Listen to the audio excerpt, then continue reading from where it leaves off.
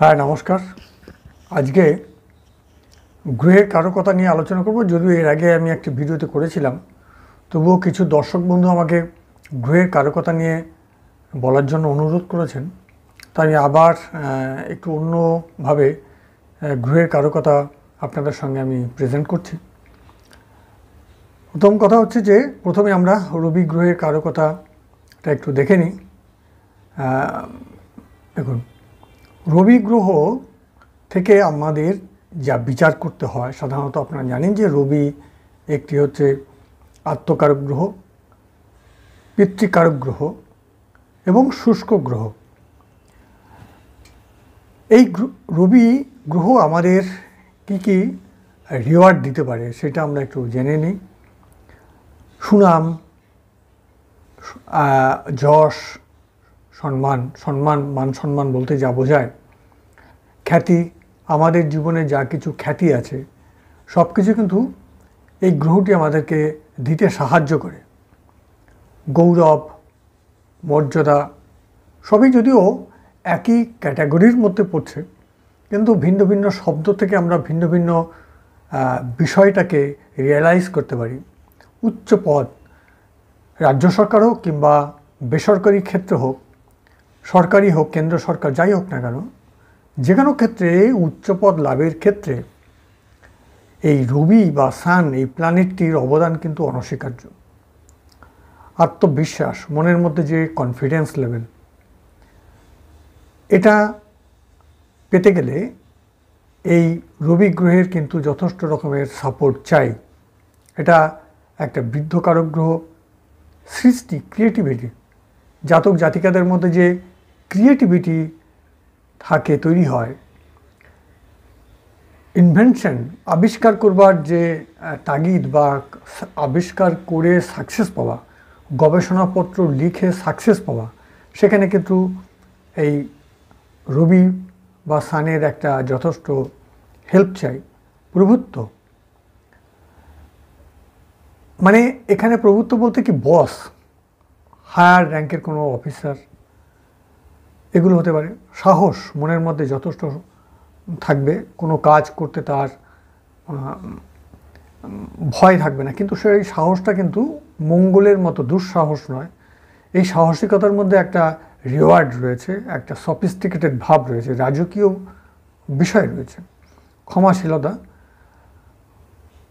কেউ অন্যায় করলে তাকে ক্ষমা করে দেওয়ার মধ্যে যে একটা মাধুর্য, যে একটা ঔদার্য, এটা কিন্তু তার মধ্যে রয়েছে।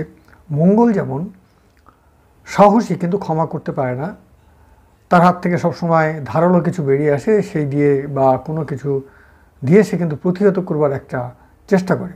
এক্ষেত্রে রবির মধ্যে যে সাহসিকতা সেটা কিন্তু নেই। রবি কিন্তু ক্ষমাশীল করতে পারে, মঙ্গল কিন্তু অতটা ক্ষমাশীল হতে পারে না রবির মতো। আয়ু, আমাদের যে কতদিন আমাদের লংজিভিটি থাকবে, লংজিভিটি বিচার করাটা যদিও আমরা যখন গুরুদের আশীর্বাদ পেয়েছি তখন ওনারা সবসময় বলেছেন যে কারো মৃত্যু বা আয়ু বিচার যেন না করা হয়, কিন্তু এই আয়ু বিচারটা নিয়ে প্রায় আমাদের 1 বছর পড়াশোনা করতে হয়েছে। অনেক লম্বা টপিক একটা। তা আয়ু বিচার পারতপক্ষে করবেন না, আয়ু বিচার না করাটাই শ্রেয়। কিন্তু কারো কোনো আপদ বিপদ, দুর্ঘটনা, অ্যাক্সিডেন্ট, এই ধরনের কোনো ইঙ্গিত থাকলে অবশ্যই সেই জাতক জাতিকাকে করবেন, অ্যালার্ট করে দেবেন যে আপনার এই ধরনের সম্ভাবনা আছে। গাম্ভীর্য, পার্সোনালিটি, ব্যক্তিত্ব, এই ব্যক্তিত্বটা কিন্তু রবি থেকে আসে। জীবন, এই আমাদের লাইফ, এই যে প্রাণবন্ত লাইফ, সেই লাইফটা আমরা এখান থেকে পাই। পুরুষ গ্রহ আপনারা জানেন এটা একটি মেল প্ল্যানেট, শুষ্ক গ্রহ, তাই অনেকে একে নৈসর্গিক পাপক গ্রহ বলে থাকে। অথচ এই গ্রহটিকে ক্ষেত্রবিশেষে হয়তো তার কিছু নেগেটিভিটি রয়েছে, কিন্তু পজিটিভ দিকটা আমার হিসেবে কিন্তু অনেক বেশি। এরপরে আমরা এই গ্রহটির আমরা রোগ, কি রোগ আমাদের দিতে পারে, কখন এই গ্রহটি যদি খুব খারাপ অবস্থায় থাকে তখন আমরা কি ধরনের এখান থেকে সমস্যায় পড়তে পারি তার একটু একটু আলোচনা করি, তাহলে আপনাদের ভালো লাগবে।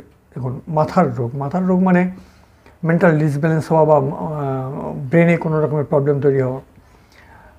টাক পড়ে যাওয়া, মাথায় চুল কমে যাওয়া, হ্যাঁ, ডান চোখে যদি কোনো সমস্যা হয় সেটাও কিন্তু রবি থেকে বিচার করা হয়ে থাকে। হার্টের রোগ, হাড়, বোন রিলেটেড কোনো যদি সমস্যা, এখানে যদি আমি সেটা লিখিনি, বোন রিলেটেড হাড়ের কোনো রকমের সমস্যা হবে কিনা সেটাও এখান থেকে দেখা যায়। ফুসফুস, লাং থেকে কোনো সমস্যা হবে কিনা, কলেরা, টাক পড়া, যেটা আমি আগেই প্রথমে বলে দিয়েছি, বসন্ত রোগ, পেটের রোগ। পেটের রোগটা কেন বলা হয়, যে পঞ্চম ভাব থেকে আমরা পেট বিচার করি। মেষ যদি নৈসর্গিক জন্মছকের প্রথম ঘর হয়, তাহলে সেই দিক থেকে সিংহ রাশি হচ্ছে পঞ্চম ভাব। তো পঞ্চম ভাব হচ্ছে পেট নির্দেশ করে।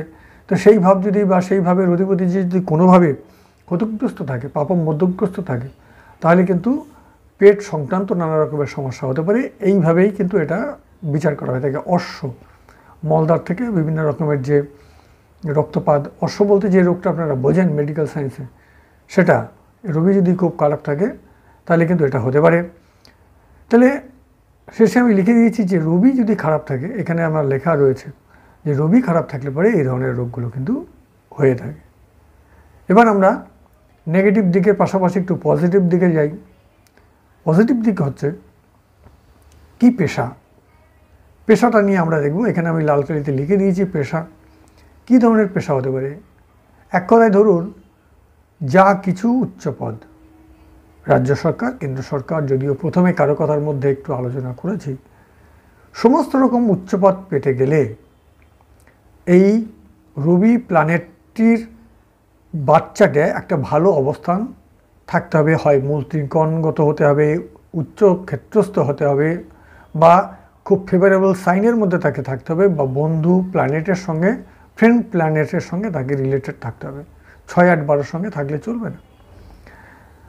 ডাক্তার হতে গেলে, প্রযুক্তিবিদ মানে ইঞ্জিনিয়ার হতে গেলে, এই যে কেন্দ্রীয় সরকার বা রাজ্য সরকারের যে মানে সরকারি আমলা বা কর্মী, উচ্চ পদস্থ র্যাঙ্কের যে সমস্ত সরকারি কর্মী, সেটা হতে গেলে কিন্তু এই যে বিষয়টা রয়েছে ভাব, এই রবি গ্রহের কিন্তু একটা সাপোর্ট কিন্তু চাই। এরপরে আমরা পরের, আজকে ভিডিওটি খুব বড় করছি না, ছোটই করছি, কারণ আমার হাতে সময়টা কম এবং আমার মানে অন্যান্য কারণ থাকার জন্য আমাকে বেরিয়ে যেতে হবে, তাই খুব ছোট ভিডিও করছি আপনাদের জন্য। এরপরে আমরা একটু চন্দ্রের দিকে আসি। দেখুন, চন্দ্রের কারকতা। চন্দ্র আপনারা জানেন মনের কারক গ্রহ। আমাদের যে মন, এই মনটাকে কন্ট্রোল করবার জন্য চন্দ্র কিন্তু খুব শক্তিশালী বা পাওয়ারফুল হওয়া দরকার। চন্দ্রকে ঠিকঠাক থাকা দরকার। মাতৃকারক গ্রহ, অর্থাৎ মায়ের দিকটা, মায়ের ভালো মন্দ, মায়ের সুখ স্বাচ্ছন্দ্য, মায়ের প্রতি সন্তানের কেমন সম্পর্ক হবে, এই যে মাতৃ রিলেটেড যে বিচার, সেটা কিন্তু এই চন্দ্র থেকে দেখা হয়। চন্দ্র মন মেজাজ কেমন থাকবে, সে জাতক চঞ্চল হবে কিনা, তার মন মানসিকতার, কেন একটা জাতক জাতিকার মনটাই তো মেইন জিনিস। মন যদি ঠিকঠাক কাজ না করে, মন যদি চঞ্চল হয়, মন যদি বিচলিত হয়ে থাকে, আপনি কোনো কাজই ঠিকঠাক করতে পারবেন না। না বিদ্যা লাভ করতে পারবেন, না কোনো কাজ ঠিকঠাক করতে পারবেন, অর্থাৎ পড়াশোনায় মন দিতে পারবেন না। বিদ্যার্থীদের পড়াশোনায় মন যাবে না। যিনি যে কোনো কাজে নিয়োজিত, সেই কাজটা তিনি ঠিকঠাক করতে পারবেন না। সবসময় মনের মধ্যে একটা কিচিরমিচির সম্পর্ক তৈরি করবে। অতএব জীবনের সাকসেসটা কিন্তু তখন তার কাছ থেকে অনেকটা দূরে সরে যেতে পারে। নারী জ্যোতিষ মতে এই চন্দ্রকে ডেস্টিনি ব্রেকার হিসেবে কিন্তু দেখা হয়। তো এখানে একটু বলে রাখি যে আমার চ্যানেলে যারা মেম্বারশিপ নেবেন আর কি, খুব সামান্য, সম্ভবত 29 রুপিস মান্থলি। তো এই মেম্বারশিপ নিলে পরে সেখানে একদম পেশাগতভাবে একটা স্কুলে বা একটা বড় ইনস্টিটিউশনে যেভাবে শেখানো হয়, সেই অনুযায়ী সেখানে কিন্তু শেখানো হবে আর কি। অলরেডি সেটা চালু হয়েছে, একটা ভিডিও আমি অলরেডি সেখানে দিয়েও রেখেছি। তো এই হচ্ছে ব্যাপার। আপনারা যারা অ্যাডভান্স কোর্স বা নারী জ্যোতিষ শিখতে চান, তারা কিন্তু ওখানে যেতে পারেন, মেম্বারশিপ নিতে পারেন। ঠিক আছে, মনোযোগ সংযোগ, মনোসংযোগ, পড়াশুনো করতে গেলে মনোসংযোগের দরকার আছে। তো এই মনোসংযোগটা আদর্শ একটা মানুষের ক্যারেক্টার কেমন হবে, সৎ চরিত্রের মানুষ হবে না দুশ্চরিত্রের মানুষ হবে, সেটাও কিন্তু এই চন্দ্র থেকে বিচার করা হয়। শরীরের পুষ্টি, চন্দ্র খারাপ থাকলে পরে শরীরের পুষ্টি আসে না, শক্তি সঞ্চয় হয় না, তাই শক্তি বিচার করা হয়। সুখ দুঃখ, চন্দ্র খারাপ থাকলে দুঃখ, চন্দ্র ভালো থাকলে আনন্দ মন, তাহলে সুখ দুঃখ ব্যাপারটা এখান থেকে কন্ট্রোল করে। প্রেম এটা দেখা হয়, সম্পদ কতখানি সে জাতক সম্পদের অধিকারী হবে এটা দেখা হয়। জলজ বস্তু, ব্যবসা ট্যাবসা করার ক্ষেত্রে যেহেতু চন্দ্র জলজ কারক গ্রহ, তাই জলজ বস্তুর উপরে ভ্রমণ বিষয়টা কিন্তু চন্দ্র থেকে দেখা হয়, এটা আমি এখানে লিখতে ভুলে গেছি। স্বাস্থ্য যেটা আগেই বলেছি, বিদ্যালাভ বলেছি, ব্যবসা চন্দ্রের কিন্তু খুব সাপোর্ট দরকার। রিপু, আমাদের যে মনের ভিতরে ষড় রিপু রয়েছে সেই রিপুটাকে কিন্তু চন্দ্র কন্ট্রোল করে, তাই চন্দ্র মা বোঝায়। তো এই সমস্ত সেক্টরগুলো, এই সমস্ত জায়গাগুলো উপরে কিন্তু চন্দ্র কাজ করে, তাই চন্দ্রের নিয়ন্ত্রণ এইসব জায়গার উপরে রয়েছে বলে এটাকে আমরা চন্দ্রের কারকতা বলে থাকি। এটা গেল চন্দ্রের কারকতা। এরপরে আমরা দেখব রোগ। চন্দ্র যদি খুব খারাপ অবস্থা থাকে তো চন্দ্র থেকে আমরা কি ধরনের রোগ আসতে পারে, শরীর কি ধরনের খারাপ হবে। চন্দ্র প্রথমে বলেছি, আপনারা এতক্ষণ জেনে গেছেন যে জলজ কারক গ্রহ, তাহলে কফ, ঠান্ডা লাগা, সর্দি কাশি হওয়া, ঠিক আছে, ঠান্ডা লেগে যে কোনো ধরনের সমস্যা, চেস্ট রিলেটেড, ফুসফুস রিলেটেড, পাকস্থলী, জন্ডিস, টনসিল, ঠান্ডা লাগলে টনসিল ফুলে যায়, ঠিক আছে। তো জল থেকে জন্ডিস তৈরি হয়, জল থেকে জলবাহিত রোগ যা যা আছে সব কিন্তু চন্দ্রের মধ্যে পড়ে, এটা কিন্তু মাথায় রাখতে হবে। মেয়েলি রোগ, রক্তাল্পতা, চন্দ্র খারাপ থাকলে শরীরে রক্ত মানে লো প্রেশারটা বেশি ক্রিয়েট করে।